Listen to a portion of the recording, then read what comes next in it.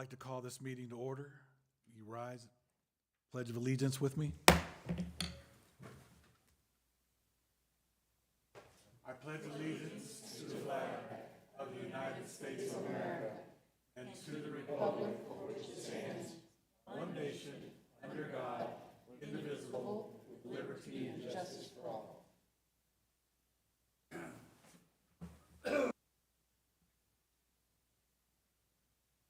Madam Secretary, will you please call the roll? Chair Burton, Present. Commissioner Puppy, Commissioner Ragsdale. Here. Commissioner Kupsick. Here. Vice Chair Damasio. Commissioner Bassler. Here. Commissioner Trupiano. Here. Alternate Hester. Alternate Manuel. Alternate Belshie. And alternate McDonald. Thank you.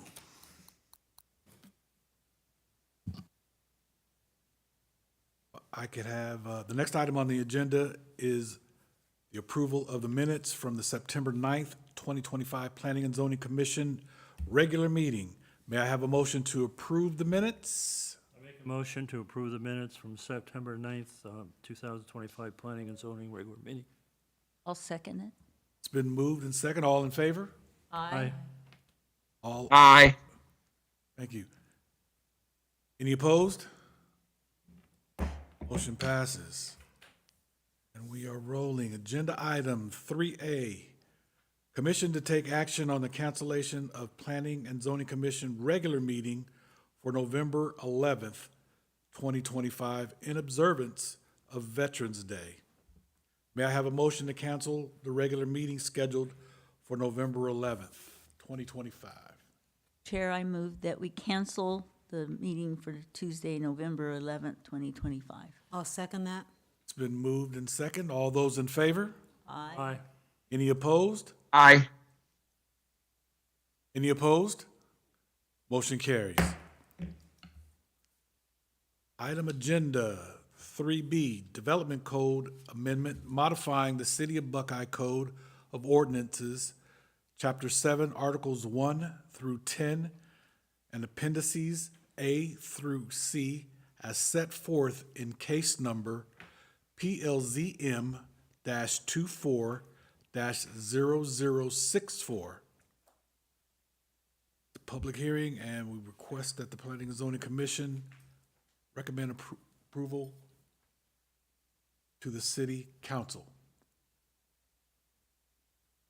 No. Miss Mandy Woods? All right. Good evening, Commissioners. My name is Mandy Woods. I'm a principal planner here with Development Services. Tonight, I'm going to be presenting case PLZM 24-0064, which is the long-awaited Development Code Amendment for the Development Code Update Phase 2. Very excited to finally be at this stage. So just some background. It's been a while, I think, since we talked formally about this. Before this kind of multi-phase effort began, the last major update to the city's development code was actually in 2010. Phase 1 was adopted last year in February, and then it became effective in March. So we've been working off of that since then. And in that phase, we did some streamlining of our entitlements. We did some reorganization, tried to modernize our zoning districts a little bit, just to align with the rest of the valley. And after that phase was concluded, so around the summertime is when we really kicked off this phase 2 of modernizing our development code.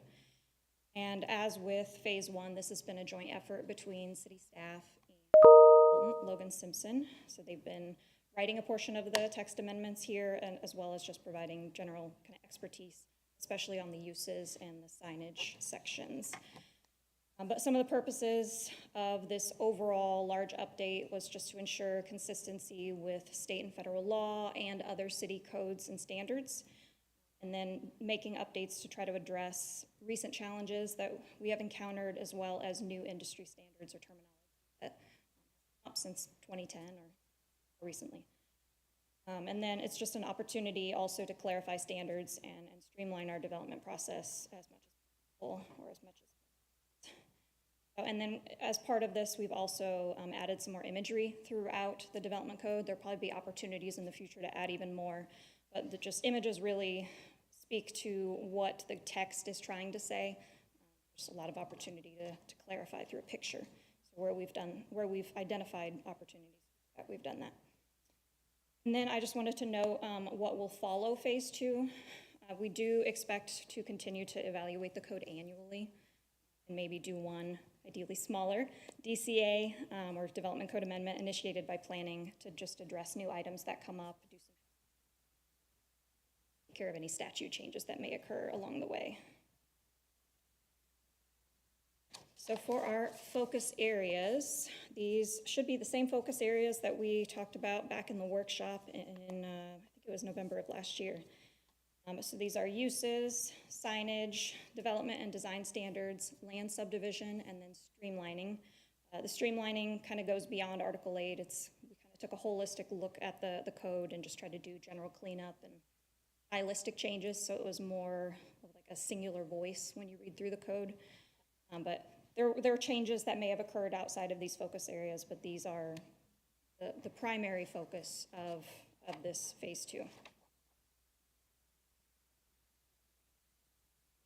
As for public participation, we have had involvement and feedback from a variety of people and entities.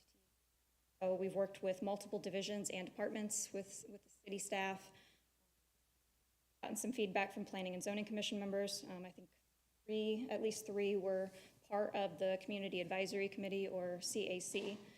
That was very helpful to kind of link to P&Z process. And City Council, we had workshops to get their feedback as well as the P&Z workshop prior to that. And then we've had lots of input from members of the public and the development community, as well as those members of the CAC, which, just to recap, that CAC is a group of development partners, private firms, attorneys, and really any other interested party that kind of raised their hand and said, I'd like to be involved in this process. We didn't restrict a certain group of people. It's a similar group as was involved in phase 1, but there's been additions as well. But overall, we've had some really helpful industry experts provide input on some of these sections. All of this correspondence is listed in the project file on file with Development Services. I can, off the top of my head, tell you there were several hundred emails alone exchanged with the CAC, and then, or if you count all of the back and forth with city staff and other members. And then phone conversations, virtual meetings, ask questions and comments.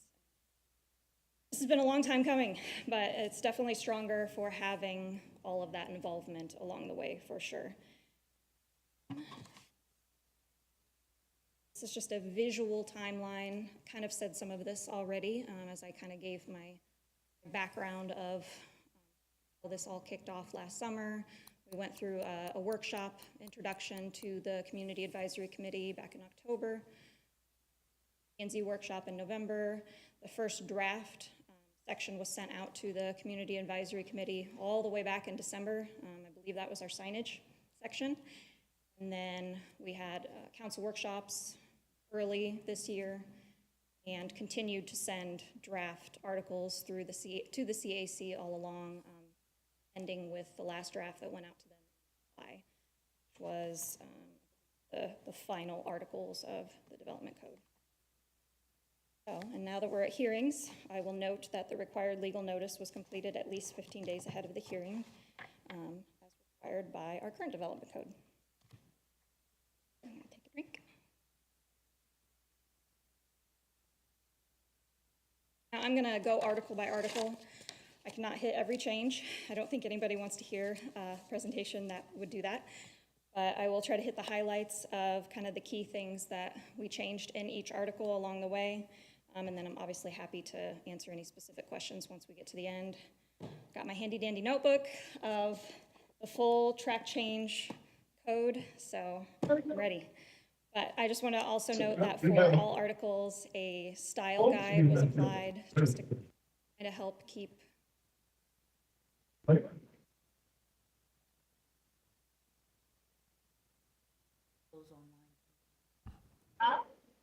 All those that are online, could you mute your microphones, please?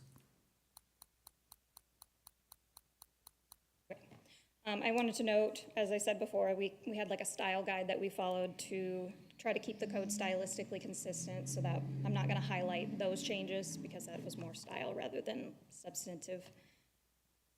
So first change noted on the slide is more of a, honestly, a customer service kind of change. Applications following pre-application. And this is to kind of ease the burden of transitioning to a new code for applicants that have already kind of started the process. They've had their pre-application under an old code, and it gives them a little bit of time where it effectively locks them in at that pre-application meeting. So that way they don't make substantial financial investment into a project only to find out that, well, the code changed before I had a chance to actually submit a formal application.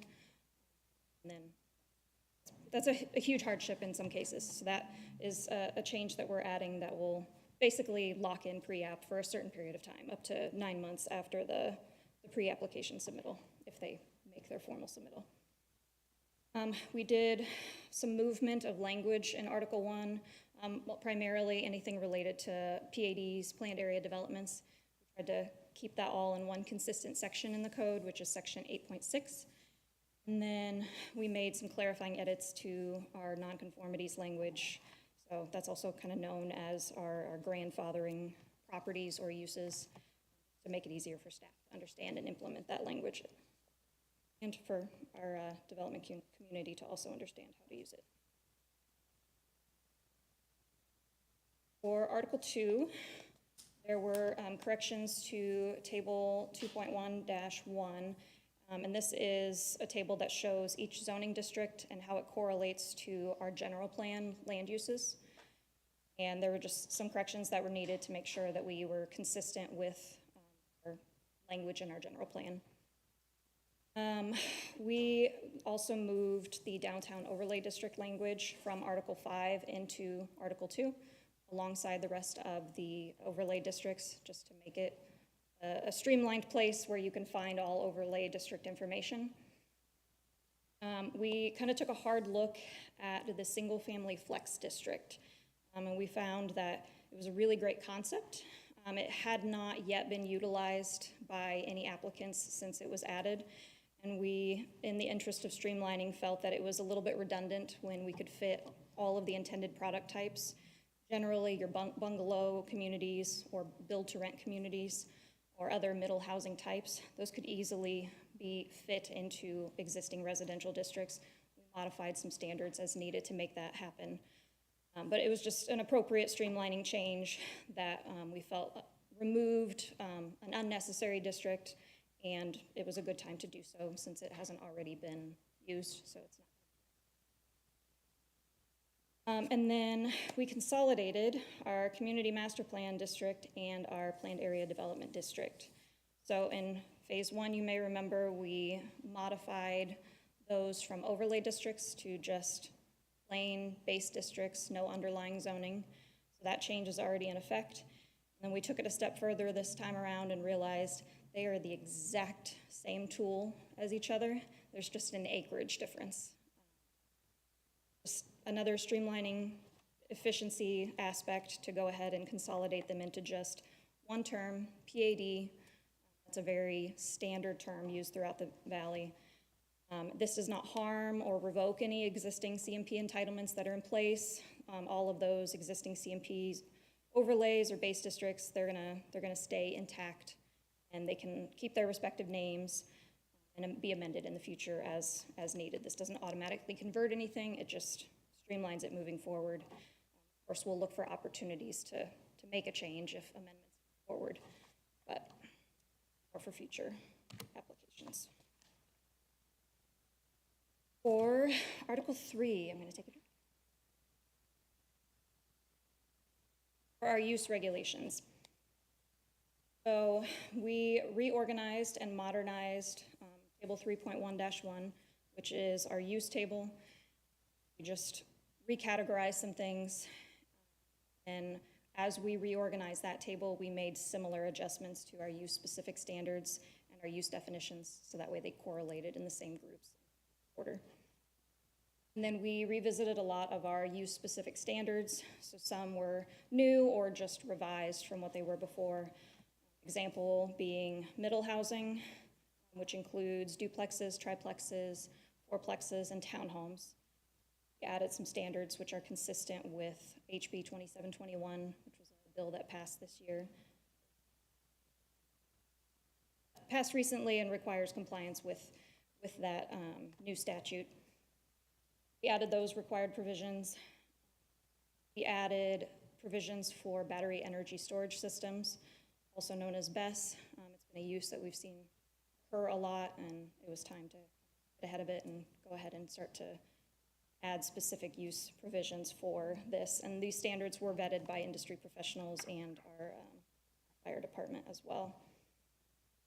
We updated our wireless facilities language for better design clarity and also to ensure that it was compliant with state and federal law. We updated our marijuana use-specific language. This was actually drafted in accordance with a council work session several years ago, but also for compliance with state law. And then for car washes and mini storage, the primary update there is separation requirements, prevent oversaturation of these uses throughout the city. So we're looking at introducing a half-mile separation requirement for those uses from each other. Let's see, and then ADUs, we currently have a section for accessory dwelling units within our code. We were already implementing through policy some of the minor changes that were required from a statute change, HB 2720. We were able to just do that through policy, but now that we are moving forward with this development code update, we're just going to go ahead and codify what we've been doing in practice since then.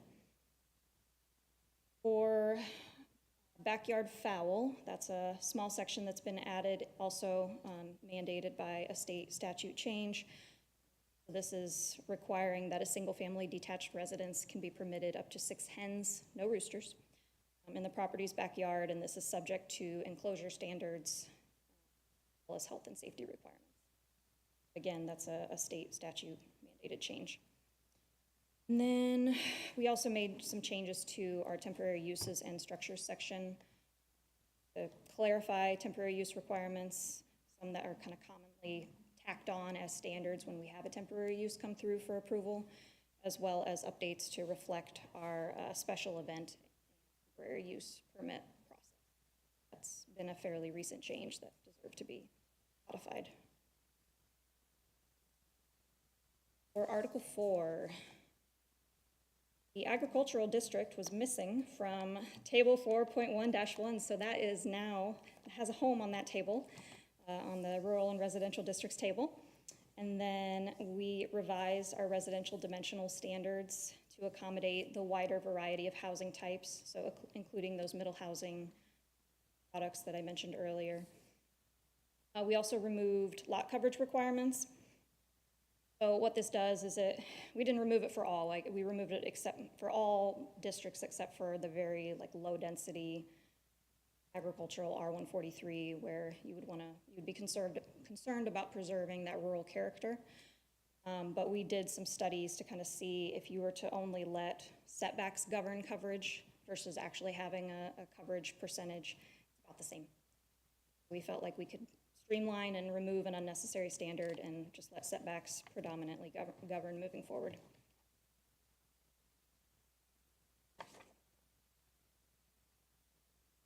I'm going to split Article 5 into 2 slides. So this is basically everything but the signage section. It was its own focus area and kind of deserves separate attention.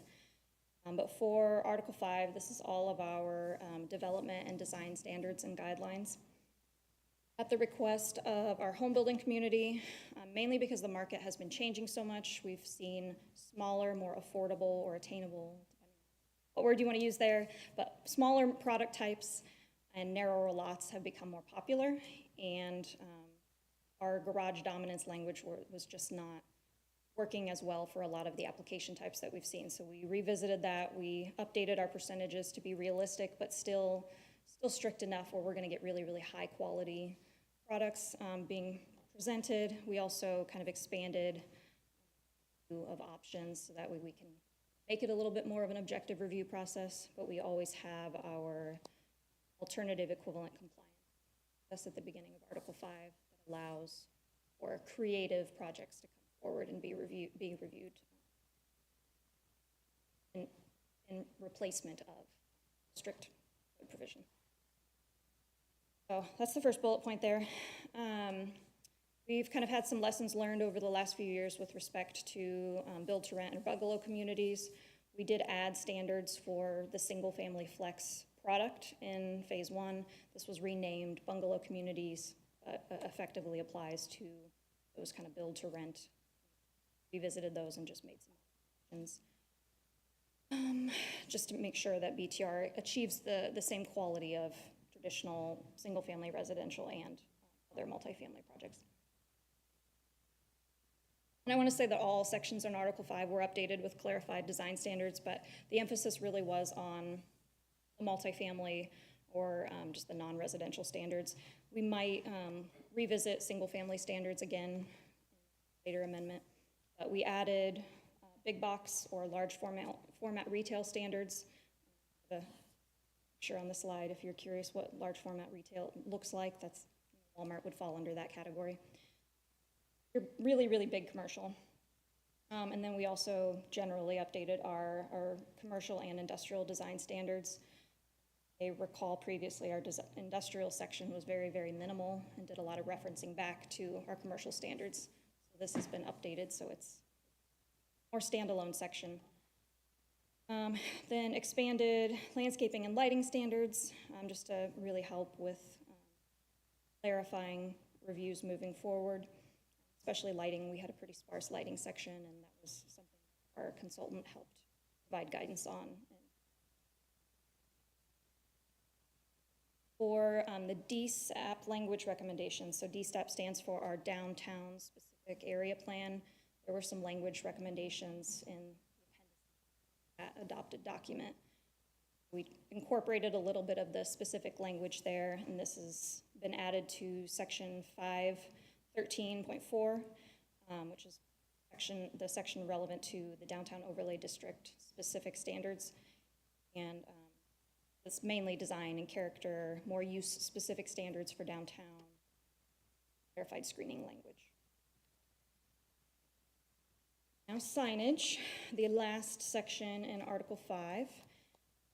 So this was generally just rewritten entirely.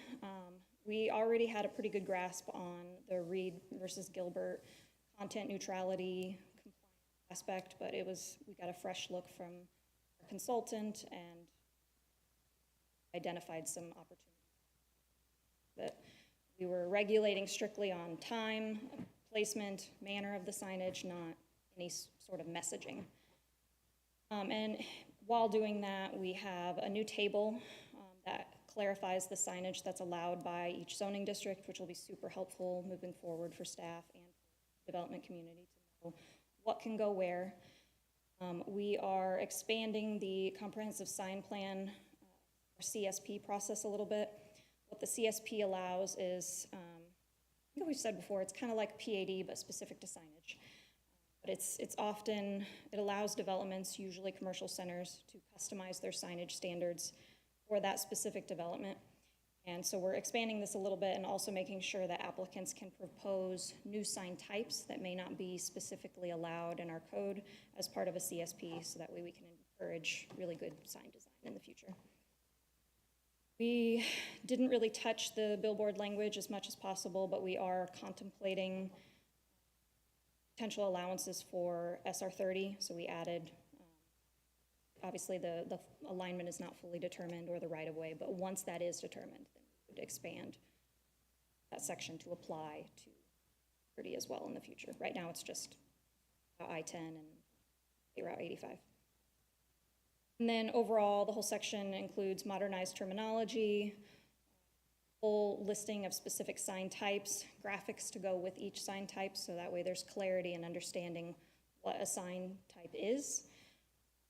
And then there's also measurement guidance.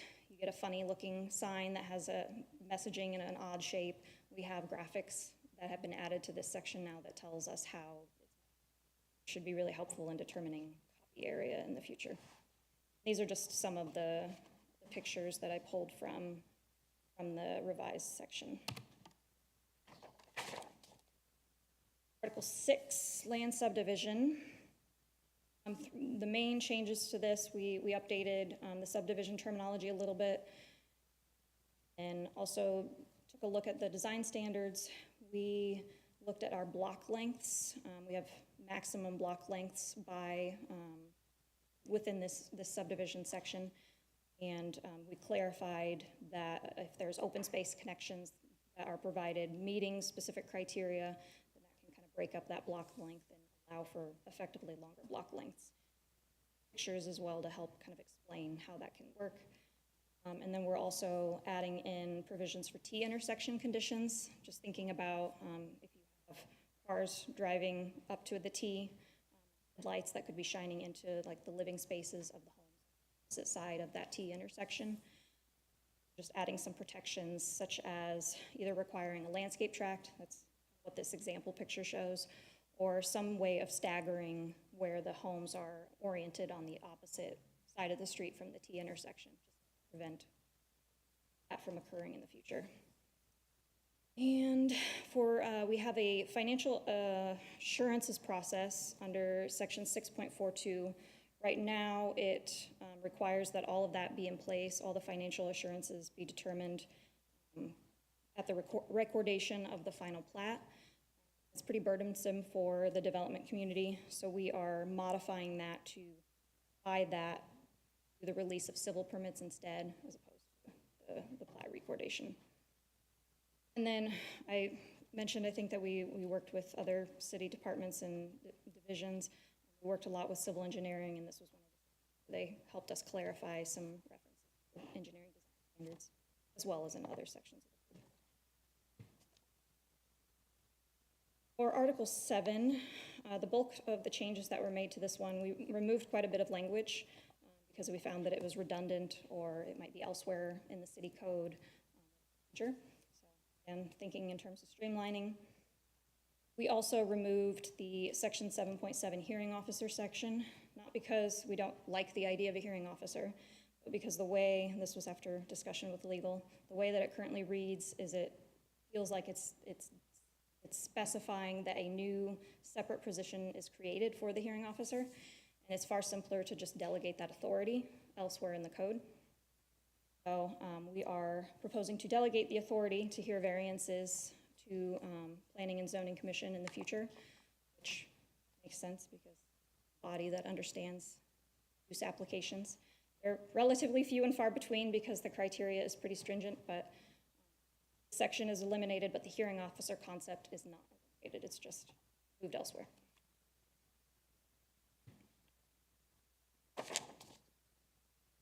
For Article 8, a lot of this section, this is all of our review and approval procedures, so this outlines all of our entitlement types and the processes that go with each. There were a lot of changes that were required from HB 2447. Now we are required to have all site plans and pre-plats be administratively approved along with final plats, minor subdivisions, anything that would have gone to council because there was right-of-way dedication involved, all now has to be administratively approved. That has been updated and clarified to be in compliance with statute change. There was also some approval criteria that was added. A lot of our entitlement types did have approval criteria listed already, but where there wasn't approval criteria, we added those criteria just in an effort to make the processing somewhat more objective and give kind of clearer standards of how to review an application moving forward. For the new section 8.10 for design review, I want to emphasize that this is not new. We already have a design review process that we use, and this is what we use to verify compliance with basically all of our development and design standards that are in mainly Article 5. But we hadn't really codified it specifically before. So this goes over our residential design reviews, so generally review of new homes, the whole community. And then our commercial design reviews. And then it also, between the changes to that, to the site plan section and then this new section, it more clearly delineates when do you apply the site plan process versus when would you apply a design review process. Just the differences between those processes. Not overdue for adding that to the code. Then for the appeals language, that was, I think it was previously section 8.13, now it's 8.14. The appeals language that was in place was not comprehensive and did not apply to all of the possible entitlement types or scenarios. So we worked really with legal's assistance to rewrite this section so that way it provides better guidance on all future appeal types that might come forward, and then also what to do in scenarios where there needs to be a rehearing or a reconsideration of a decision that's been made. For Article 9, this one's an easy one. This one was updated in Phase 1, and there really weren't any substantive edits in Phase 2, just more stylistic and streamlining edits. And for Article 10, this added new definitions, not specific to uses, and I say that because Article 3, our use regulations article, is where we house any definitions that are related to uses specifically. I wanted to note the zoning administrator definition. We were able to remove a lot of the language throughout the development code that previously stated director or designee.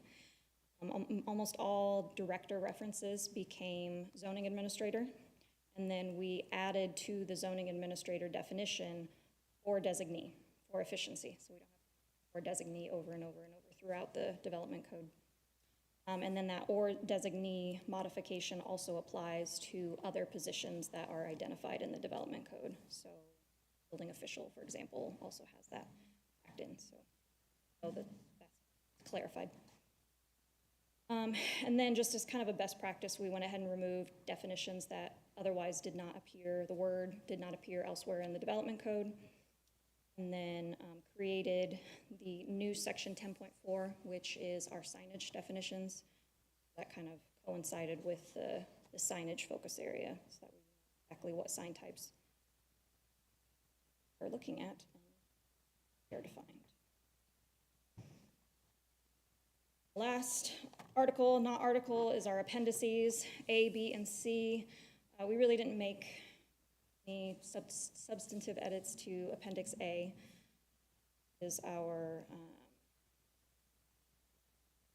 native plant species, I think protective plant species. And then we might look at, making modifications in the future, but separate phase.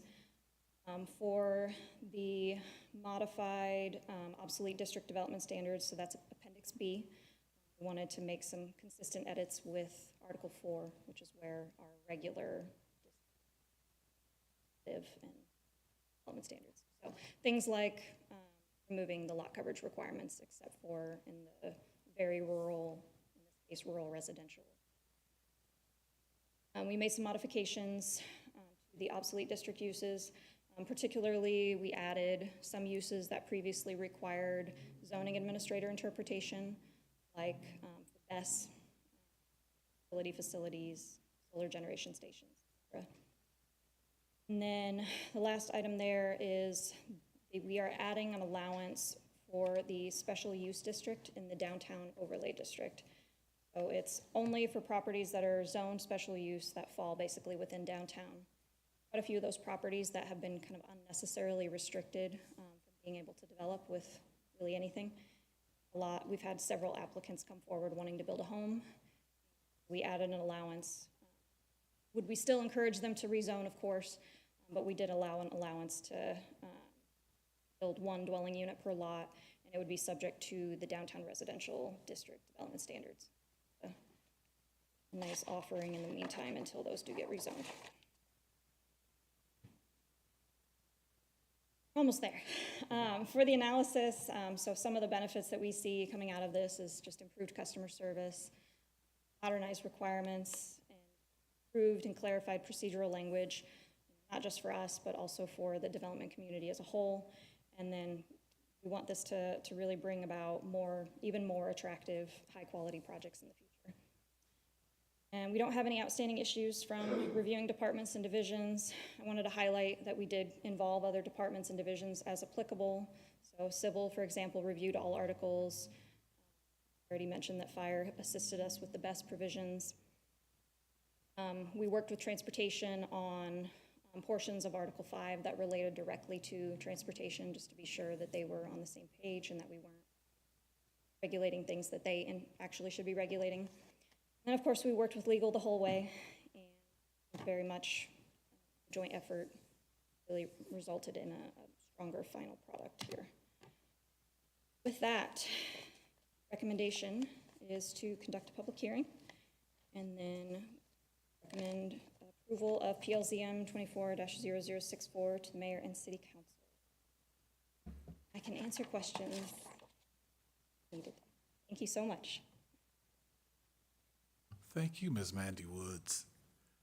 Sebastian, I'm going to call you first because if I don't, I'm going to forget you. So do you have any questions? Yeah, I just got a couple questions. One real quick one.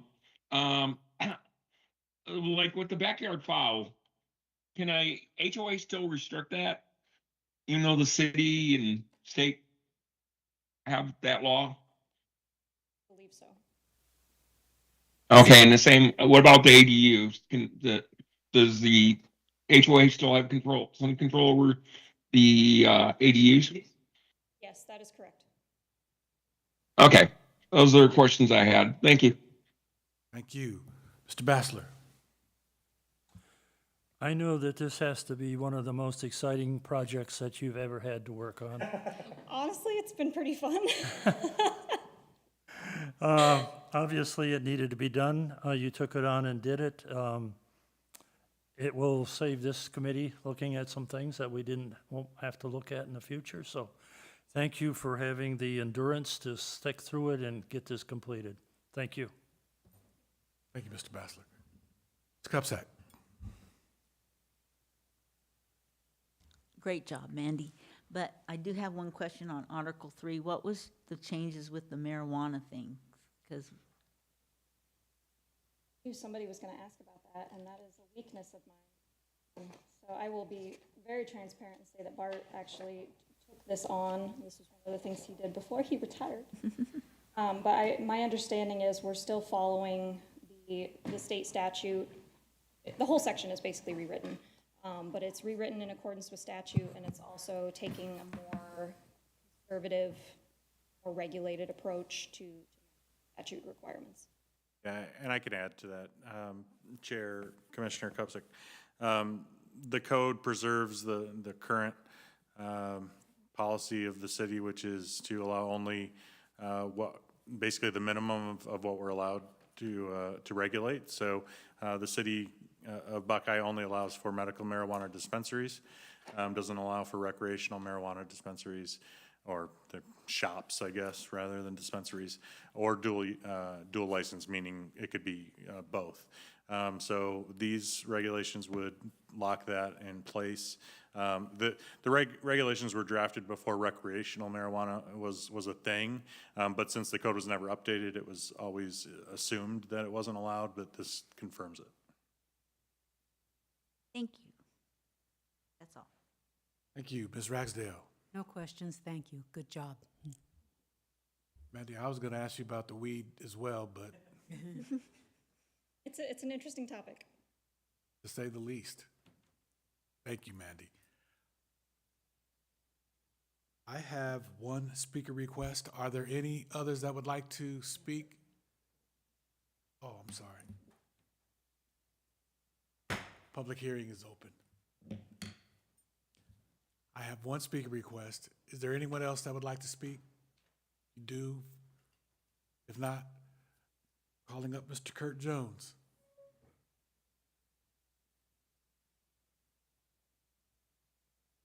Thank you, Chair, members of the Planning and Zoning Commission. Kurt Jones with Tiffany and Bosco. We're at 2525 East Camelback Road in Phoenix, 85016. Here tonight representing Howard Hughes Corporation. I want to thank Mandy and her team. We've been working with her. I guess I'm a member of the CAC. You are. Remember to put that on my resume. Basically, she was very helpful with our team. Our team included ABLA, which is the design consultant that's working on the Teravalis CMP amendment. And we worked tirelessly with Mandy through emails, through virtual meetings, through follow-ups.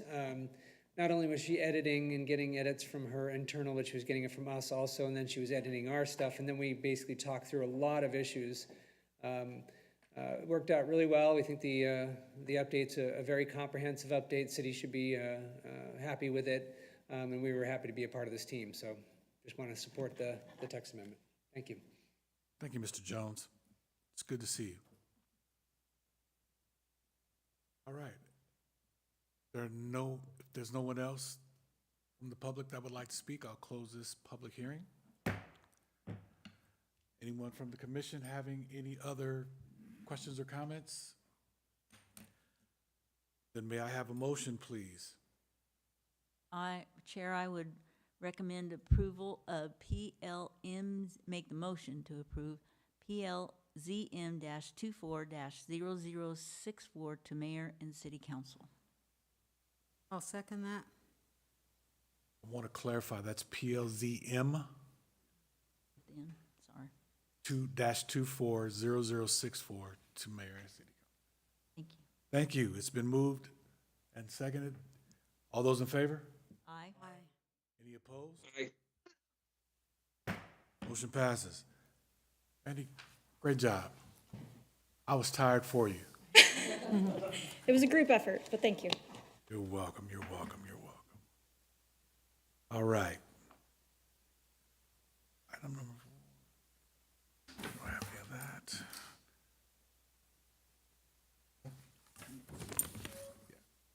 Are there any comments from the public? Seeing none? Skalika?